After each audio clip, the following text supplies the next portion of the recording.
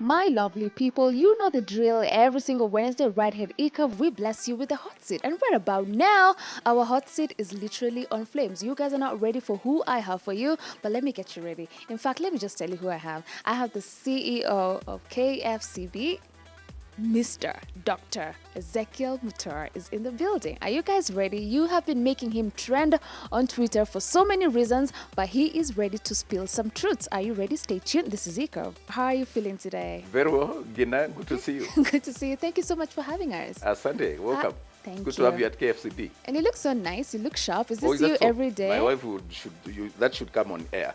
Oh, Then yeah? my wife, she's responsible, yeah. Oh, yeah? Good job, Yeah. Mama wa nyumbani. She's doing a good job. Kabisa. Recently, you heard our heart condition scare. How are you feeling now? I'm very well. God is good. Yeah. I was scared I wouldn't be travel out of the country, but I've been able to travel to South Africa. I just came from Lagos, and I'm fine. Yes. I am. My heart rate is like an infant. Yes. My blood pressure is perfect. All right. Including up to this morning, so I'm still on medication. All right. But God is good, because I know a lot of people who went the same condition with me, and I wish them quick recovery. They're still struggling. It's not easy. Sometimes when it comes out of pressure of life and work, sometimes to change the lifestyle, because mine was an issue of lifestyle. It was actually pressure of work. We did all the diagnosis. We got second, third, and fourth, and fifth opinion. It was all lifestyle, and the pressure related. So to manage to repackage myself in a way that I can handle heavy programs, very tight schedules, and still manage, my life. I think it's a great fit, but I thank God. I'm quite fine. Of course, so many people just think that Dr. Ezekiel Mutua comes through when he is just banning the good songs that they think that they like. Kindly break down to us what else KFCB does, because I understand that most young people probably don't even understand. They just think, oh, the party spoiler is here. Essentially, KFCB is the film and broadcast content regulator. We rate and classify films and broadcast content for age appropriateness. So the idea is you look at the content, look at the classifiable element, and then determine what age should watch that. And the classifiable elements include nudity, obscenity, foul language, incitement to hate speech, drugs, horror, all that. Because those are issues that affect the minds, particularly of children. So you determine for the consumers of content what age should what watch, because what kind of a program, because you can't have everybody watching the same thing. Just the same way when we consume things, if you find a kiosk next to a school, it should not be selling drugs or beer. It will probably be selling soda or sweets or soft stuff for children. So this is what we do. We are like what Bureau of Standards is, Kenya Bureau of Standards, to the consumable goods. And this is the confidence that it should give the electorate or the citizens that there's a government body that vets what you consume. So ours is to rate. And then to also say, because we are a law enforcement agency, we are not the ones who create the law. We established under the Films and Stage Plays Act Cap 222, which is an act of parliament. So parliamentarians who are elected by Kenyans, the same Kenyans, including the youth who complain, are the ones who make that law. If there's a problem with the law, then the members of parliament would change it. This one has passed the test of time. So we use that law to enforce. And there are two major things why we do this. We rate film and broadcast content, number one, to ensure that the films and broadcast programs conform to Kenya's culture, moral values, and aspirations. Because every country has its own culture, morality. There's a moral threshold. There's something that you say here, and you'll say, no, you're not supposed to say that. I cannot insult you. I cannot curse you. There are things that I shouldn't say. You expect them of me. And if I did, you, Violeta, whom I've just met, you can call me out and tell me you are not supposed to do that. So those are morals, a sense of right and wrong, right? That we don't have absolute freedom that now in an office like here, I can come with a bottle of beer or do stuff. No, there are regulations. So we manage that environment to ensure that people or broadcast content does not now paint another picture, of people do witchcraft in the office, like the Niger movies. or paint an image where getting to positions of power you have to use witchcraft or use a. We say no, because you're telling people that that's a way of life. So we want films to project the correct perspectives that will help us hold into our culture. That's number one. And then number two, we want to protect children from exposure to harmful content, potentially harmful content, unpalatable content that can ruin their morality, their moral perspectives, and impair their moral judgment. We don't want kids, for example, and that's why we are banning some of these songs, to think that it's okay to sing tetema to your mother. But as adults, we can sing tetema. Yeah. There's no problem. Yeah.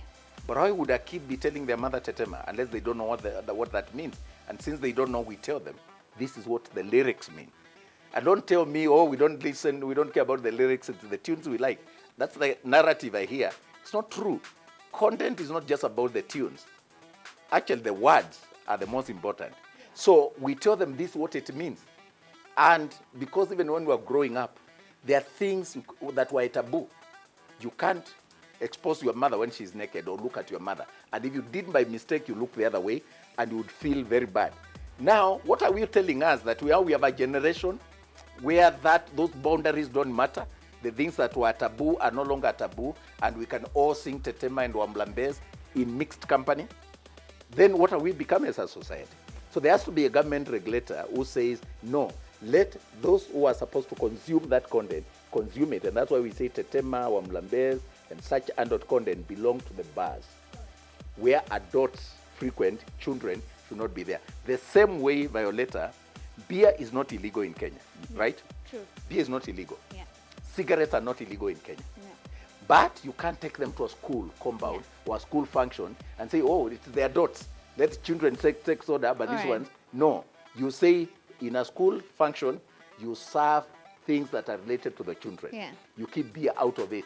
We do that because we have a sense of right and wrong. Similarly, with content that we consume, you cannot say, let kids consume the same things adults are consuming. No, we'll be destroying our kids. So because of that, we say, if you want to make, as an artist, you want to do content with sexual innuendo, then please beware that it will be rated for adults. Okay. It will not be for general exhibition. But if you do content that is suitable for family, doesn't have extreme obscenity, doesn't have extreme foul language, we'll rate it general exhibition. Yeah. And let me tell you, and this is important for your listeners because I know yours is a soft program. Yeah. Artists need to know that when boards and classification boards rate your content for adults, you are cutting off a lot of market. The real market that consumes, even for other products, is the market that has family orientation. Family suitable programs sell more globally. That was the issue of timing. People felt like the time when you banned Wamlambes and Tetema was quite late after they had already enjoyed the music and they were actually done with it. They're waiting for the next music. Why did you feel it was so important to ban it at that particular time? And do you think when you ban a song, probably it makes it get even more mileage because other people now rush there to check the song out? I will address the issue of timing, but I will also address the issue of warped logic. Because the narrative that when we ban, more people, how many? People check it out because I'm like, Give me the numbers. Let's deal with the numbers because when we banned Takataka and I got Alvino here, he sat here with his lawyer and I told him there's no market for this kind of song. It is just what you have called it, Takataka. It will not sell. Do we talk about Takataka anymore? No, Are you hearing it playing anywhere? No. Even that wave comes momentarily. Because that's what happens with dirty content. It creates a buzz temporarily, momentarily. It's all popular. It dies in equal measure. It's just like fire. The moment you teach our people, and this goes to the narrative about values, because it's about quick fixes, instant gratification. You want one hit with so much controversy, you say things that are not said, that were taboo, because you want to become famous, then you think that will sell. It won't sell. This one Mlambes thing, believe you me, will die the same way Takataka and Pigwashoka died. They don't sell. And when we ban, yes, the perverts become curious. They want to look like they're defying government. They think there's heroism in defying government. There isn't. And so a lot of people watch. But the ones who watch were the same people who are going to watch anyway, because it was meant for a certain market. Let me tell you, my kids, and my son was here, and an interview with a different TV station, and my son was here. He had never heard about Wamlambes. Yeah. It's the way he's brought up, okay? And he doesn't care. And then he heard daddy saying it's bad. There are kids who respect what their parents say. Let us not make it look like every kid in Kenya is sick or every youth is mentally sick. In any case, how many people are producing this kind of dirty song? Very few. There is more content. And if you look at the Skiza tunes, believe you me, that Wamlambes thing, if your phone sang here, your phone rang, and the ringtone is Wamlambes, believe you me, I would stop this interview. You don't fit it. Thank God. Thank God. You can't play that to the president. You can't show to Wamlambes in a church. So you meant it for a certain market. We restrict it there. We have no problem. It's not personal. We are not at war with the artists. We just want to tell them it's a dot. Wamlambe, we know what it means. We are the classification board. And we are not stupid. We have gone to school. These are young kids. They should also learn to respect authority and learn from us. We are not crazy. We went to school. We are here by qualification. We are not political appointees who are picked because we are related to people. There's a process why we are here, so that we do our job professionally. Why do they have a problem with us? They should actually be coming when we raise our voice to ask what is wrong. The concept of Skiza tunes is something so popular and nice and inspiring that I want it to ring here, and I'm not embarrassed. So if you are a decent person, it will not be Wamlambe. It will not be dirty. It will be something inspiring, to be something patriotic, to be something giving hope, to be a prayer. It will be something like that. So why do you want to create content that is only limited to adults? It's like creating pornography or something glorifying drugs or inimical behavior. So the idea is create content for the wider market. But because there's a place for romance, there's a place for sexual songs, then keep it there, so that you don't have to affect our young children. Yeah. Why do you think it is so important for young people to have a mentor? That's the most important question probably you've asked. Oh, for real? Because we are a product of the people who sow in us. Life is about sowing and reaping. And I always believe that the people you reap from or who sow in you, what they planted in you, whether they're your parents, the teachers who taught you, a preacher somewhere who spoke to you, a mentor who encouraged you and spoke some kind words, those people are sowing. And that seed will grow. We live in a life of seed, planting, and harvesting. And so mentorship is about people planting in you. It's about people shaping you, molding you. It's about people, and the best way to mold actually, or to mentor, is by example. I don't think you can tell me, drink water, and then you're drinking wine as you tell me that. Particularly for kids, they are more of what they see. That's what shapes them. You can teach them all the curriculum. You can indoctrinate them all you want. Their realities are shaped by what they see. That's why content is so critical. What are they consuming? So mentors are there to tell you, Ngina, today you might be low. We were there. And they are a perfect example. And you can't have a mentor who has not passed the test. I always say, you want to get married, and your mentor is another person who has never gotten married. So what are they mentoring you about? Because your mentor should be somebody who is telling you, I've been there. Life is not easy. There will be bad moments. If you want to get a mentor, get somebody who is more experienced, more educated, more aged, so that they can tell you when we get to that bend, don't give up. That bend will not last forever. There will be day and there will be night time. And so the role of a mentor in people's lives is so important that actually we should institutionalize mentorship, particularly in our institutions of learning, as a mandatory concept. Because short of that, all these youths that are going by that craze of instant gratification will get lost. People need to know that you went without this and you endured. People need to know that there's a time you went a scandal and you overcame.